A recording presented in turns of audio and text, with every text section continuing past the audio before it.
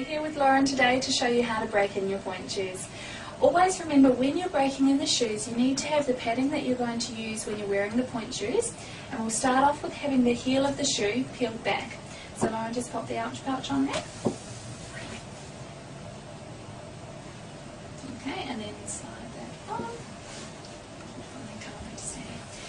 So what we want to do is pop the foot up onto pointe. Now, to find the correct point in the shoe where it needs to be broken, I just trace the shape of Lauren's heel. I want to find the point under here where her heel ends and her foot begins.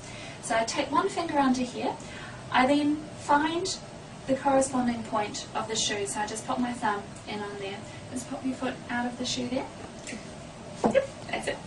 Then we want to break it down just to this point, so we've got a nice flat base of the shoe here, and then it rolls out under the heel to give a lot of support.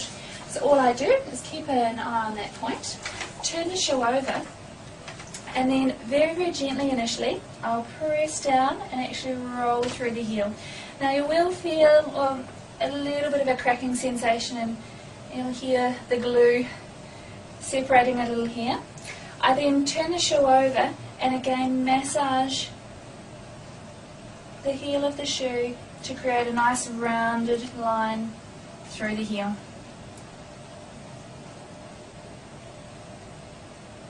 Making that point of the shoe nice and soft.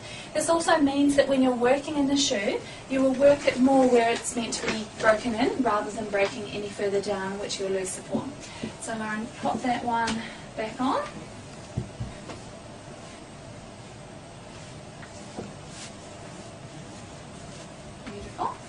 And then pop up onto pointe.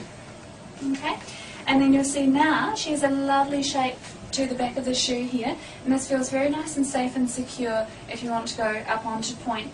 The shoe is curving out underneath to give a little shelf for the heel to sit on, and it will continue to weaken at this point rather than lower down, which makes the shoe last a lot longer, which is always good, and just makes it much more comfortable to work into.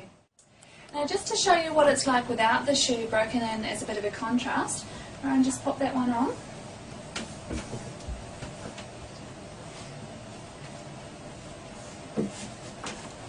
That's it.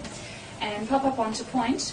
Okay, you can see if the shoe hasn't been broken, the sole actually sits quite a way away from the arch of Lauren's foot. She's got a beautiful arch here, but the shoe is sitting a good couple of centimetres back. That doesn't give you much support. And do you feel you'd like to go off on that one? No. No, it feels quite unsafe. The foot feels like it's going to fall out the front of the shoe, and there's no support underneath the heel.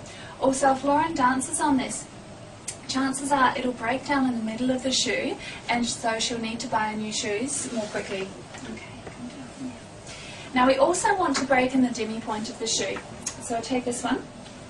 This is much easier. Just place the thumbs of your hands just inside the front of the shoe, and again, very slowly, just use your fingers on the back to pull up to create the point where she will work through the demi-pointe. Now, you don't need to work through this too much, as every time she rises she'll be working through her demi-pointe. She's working well, and we want to leave the main part of the shoe nice and flat. So pop this on and tie the ribbons on.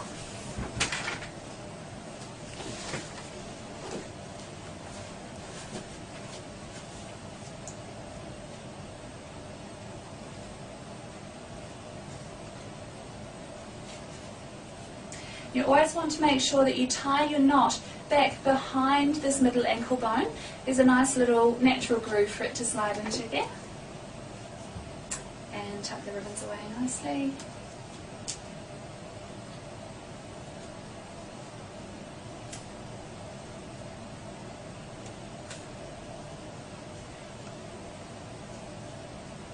Beautiful.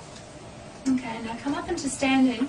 And then we'll just rise through as though you're going to go into a pointed position. So peel the heel up, got an easy way through the demi-pointe, and then pop up onto pointe, and there's a lovely line already through there.